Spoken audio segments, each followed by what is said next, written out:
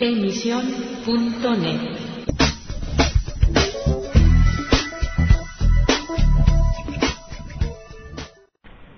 Hello again and welcome to Letter from England, broadcasting for AC Press and the Spanish Evangelical Alliance. My name is Jonathan Dawson. This week we're looking at the controversy which has arisen over two deaths of patients undergoing operations for cosmetic surgery at the Evangelical Hospital in Barcelona. On February the 15th, a 44-year-old woman died, and a few days later a 33-year-old woman patient also died. But the authorities have not found any evidence of negligence. The hospital manager, Samuel Fabra, said the first results of the two autopsies showed that medical negligence could be discounted as a factor. Meanwhile, Rafael Manzanera, who is responsible for medical facilities in the Catalonian region, said no relevant problem worth mentioning has been found. The medical procedures were correct and such operations are never without risk. Neither has any link been found between the deaths, which occurred in different operating theatres with different teams of doctors.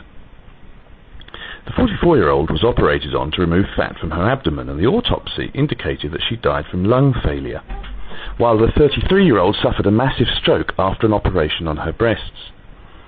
The difference in every aspect of the operation suggests the closeness in time between the two deaths is merely coincidental.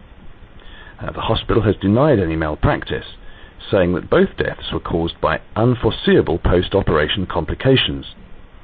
A spokesman said it is undeniable that all surgical operations carry risks, which must not be played down. Well, even though there is no evidence to suggest that anything was done amiss, the hospital has decided to carry out an internal investigation, and the local health authorities, who authorised the use of the two new operating theatres at the hospital in 2005, and which have functioned without any problem until now, have decided to close them down until further notice, in the light of the recent deaths. This despite the comment from a health authority spokesman that there's no obvious reason for so doing.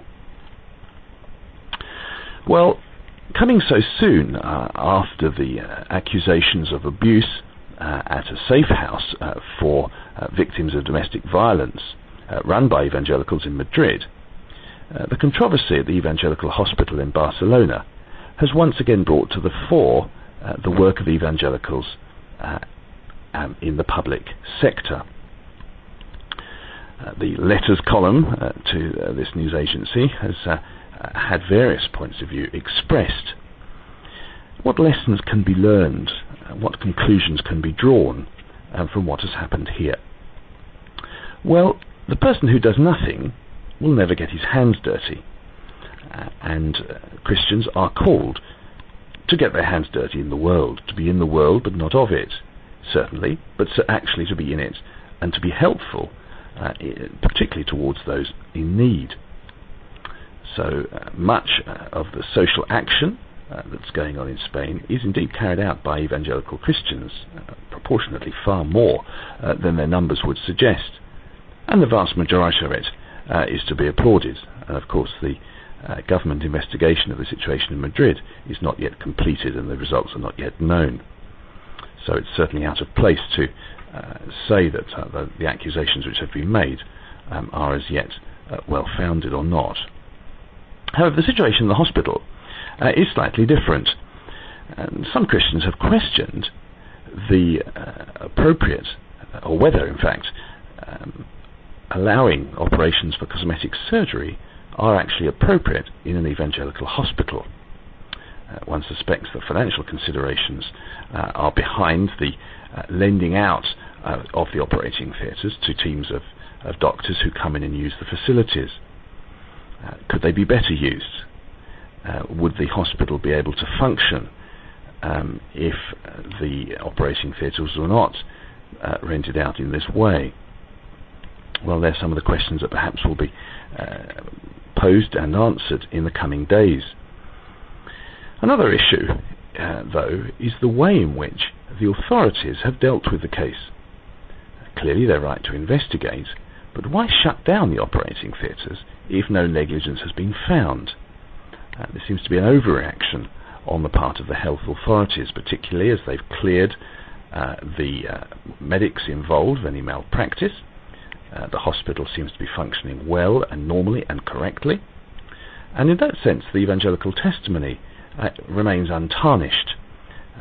Whether or not the hospital, as an evangelical institution, set up way back in 1879 and more recently being turned into a private trust, but still on an evangelical footing, was right, or is right, to allow its facilities to be used for this kind of operation, is perhaps a different argument from the one being faced here. However, my conclusion, for what it's worth, is that evangelicals are in the forefront of a battle to be helpful within a fallen world, to maintain a Christian witness, not only in what they say, but in the way in which they go about their daily business and their work and their helping of others, and in that both those who are working in social action and those who are working at the Evangelical Hospital should be commended for that. A different issue is the one of cosmetic surgery, and that's more problematical. One writer to this news agency has even called such operations anti-Christian. There's much food for thought, and Christians certainly will be hoping and praying that Satan does not have any more opportunity to throw muck at evangelical Christians in Spain in the coming days. Thank you for listening to Letter from England, broadcasting at AC Press and to be found at emission.net each week. Goodbye for now.